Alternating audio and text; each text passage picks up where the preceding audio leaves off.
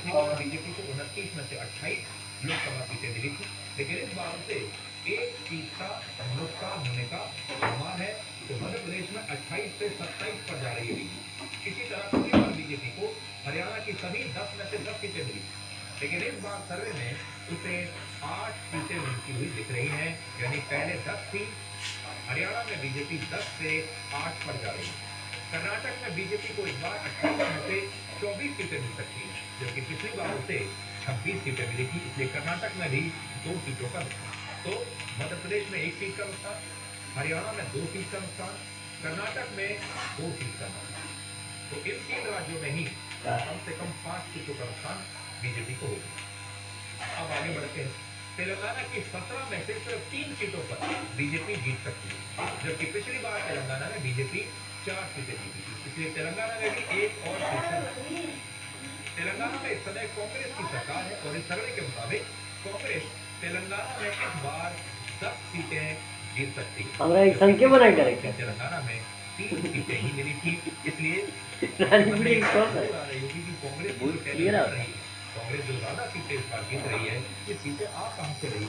तो देखिए, कम से कम 60 सीटों का फायदा तो अकेले तेलंगाना से कांग्रेस को हो रहा है। इसका मतलब ये हुआ कि कांग्रेस की 19 सीटें जो बढ़ रही हैं, उनमें से 7 सीटें अकेले एक राज्य तेलंगाना से आ सकती है, जबकि बीजेपी को तेलंगाना में 1 सीट का नुकसान। इसी सर्वे के मुताबिक दक्षिण भारत के बड़े राज्यों में इस बार भी बीजेपी का खाता नहीं खुल पाएगा। ये भी बीजेपी के लिए एक सेटबैक है, बीजेपी के लिए एक बुरी खबर है, क्योंकि बीजेपी ने इस बार दक्षिण भारत में बहुत मेहनत की। प्रधानमंत्री मोदी भी लगातार दक्षिण भारत के दौरे पर गए हैं, अलग अलग राज्यों के। वहां उन्होंने अलग अलग ये चलते न मोदी दक्षिण भारत से पैसा लेवे ज्यादा देवे कम, उत्तर भारत में ज्यादा विकास करला। केरल की 20 और आंध्र प्रदेश तमिलनाडु, केरल, आंध्र प्रदेश। बीजेपी इस बार भी एक भी सीट नहीं जीत पाएगी। और इससे ये पता चलता है कि विपक्षी दलों ने भारत को उत्तर और दक्षिण में बांटने की जो राजनीति की है, जो रणनीति केरला में तो उनको ना 20 में से 20 सीटें को निकाल बीजेपी के, भारतीय जनता पार्टी के। उत्तर और दक्षिण भारत को बांटने में कामयाब हो गए। इससे भी ज्यादा चौंकाने वाले आंकड़े उत्तर प्रदेश से आए हैं, जहां बीजेपी राम मंदिर बनने के बाद इस बार 80 में से 80 लोकसभा सीटें जीतने का दावा कर रही है और सपना भी देख रही है। बीजेपी को उत्तर प्रदेश में 80 में से 70 सीटें, अपना दल को 2 सीटें, समाजवादी पार्टी को 7 सीटें और कांग्रेस को 1 सीट पर जीत मिल सकती है।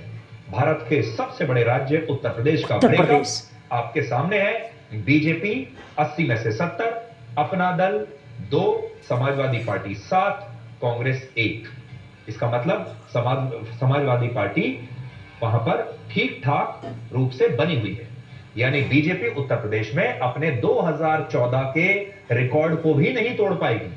2014 में बीजेपी को उत्तर प्रदेश में 72 सीटें मिली थी 80 में से, और ये एक बहुत बड़ी बात है, क्योंकि इस बार उत्तर प्रदेश के अयोध्या में राम मंदिर बनने के बाद चुनाव होने वाले हैं और उम्मीद यह की जा रही थी कि इस बार BJP all time best performance Uttar Pradesh में देने वाली है राम मंदिर की वजह से।